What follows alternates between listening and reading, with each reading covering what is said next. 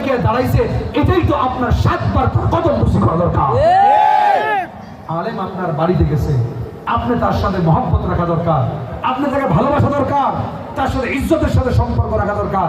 তা না কইরা হুজুর এখন না, পরে আসেন, সময় আর নাই, কখন আসবো, আইসেন এক সময়, আমার এক সময় গেছে, হুজুর এখন না, পরে আসেন।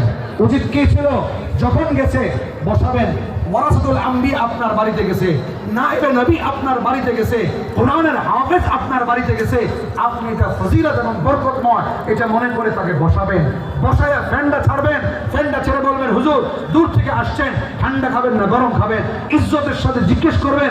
এরপরে আপনি টাকাটা নিজের রসিদে নিজে হাতে কেটে অংশ বুঝাইয়া দিয়া এরপরে বলবেন, হুজুর আপনি আসছেন কিভাবে, ভ্যানে না হেঁটে না গাড়িতে, এই গাড়ি ভাড়াটা আমি দিয়ে দিলাম, হুজুর আপনি সসম্মানে আপনি যান, আপনার কাছে ইনশাআল্লাহ বাকিরা পৌঁছে যাবে।